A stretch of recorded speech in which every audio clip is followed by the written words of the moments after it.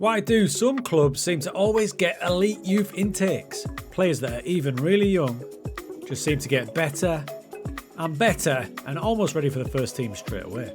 Some clubs have just got the structure of the club locked down, and we're going to have a look at it today. Okay everyone, so I've been playing a save recently with Anderlecht and they've just got their best youth setup I've come across in this game. Now there's a host of clubs around the world that have got similar good setups, and it got me thinking, what have they done? Why are they so good at it? Let's not forget, in the past they have brought through players like Lukaku who've got a history of doing this.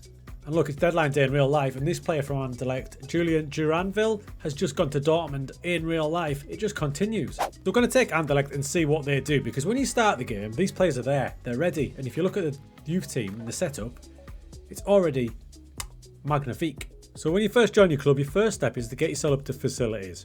Under facilities, you've got everything down there, and there's a few key things we're looking for. The first is training facilities.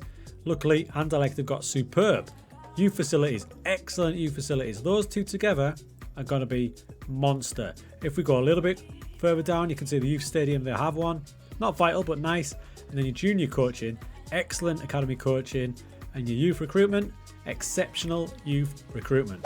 Now those are absolutely ideal, and if your team doesn't have that, you need to start bothering your board to get that. Now you're not going to get that straight away, depending on the club size, but as you progress, keep asking them.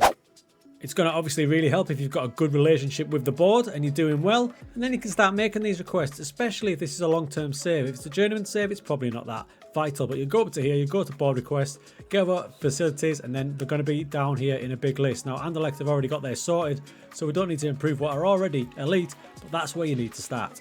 It's all things you can start to tick off. Like I said, if it's a journeyman save, you're not going to need to, you're not going to be there long enough, but if you've got a long-term save like I've got here, there's lots you can do.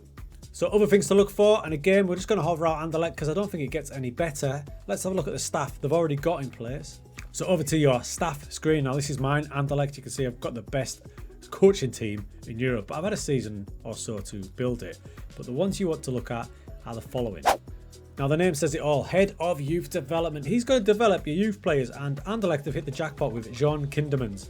Now, he's been there since 2004. He's doing something right. He's oversaw so many players coming through, and have a look at his attributes that the game gives him. You can see why. Judging player ability 16, player potential 18, working with youngsters 18. That is pretty elite, and you can see why they've had so much success. Back to the staff screen. If you look just below the staff listing down here, you can see that we've got the RSC Anderlecht under 18 staff and the RSC A Futures staff. That's the development team for Anderlecht. Now if you click on those, you can see a whole raft of new staff members, and these are the guys that are in charge of your youth team.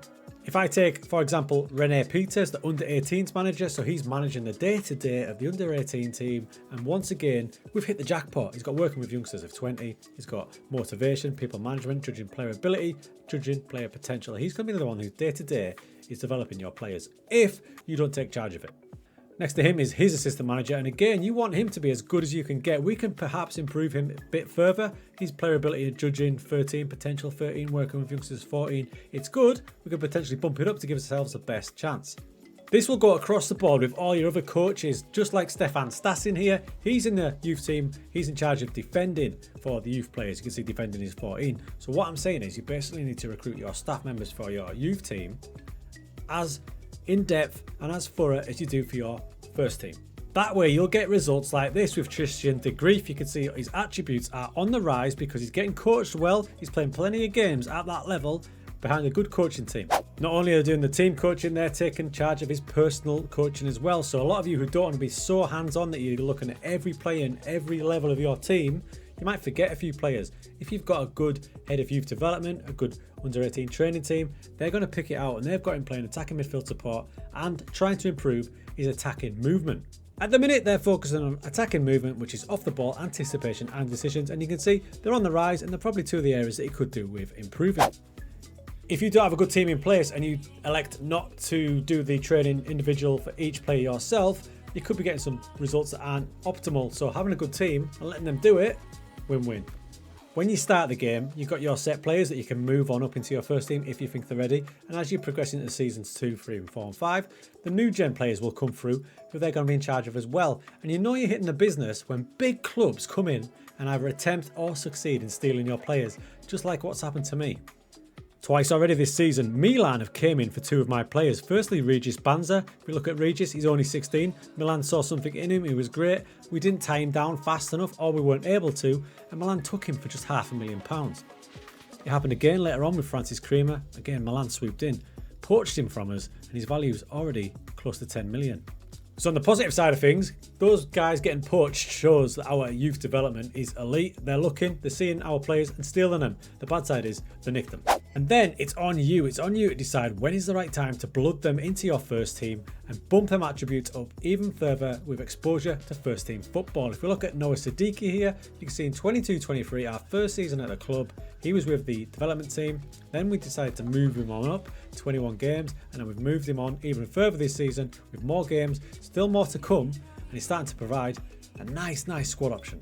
There he is, only 20 years old. Look at him, 6.6 million to 7.6. We've moved him up, we found him in the development team.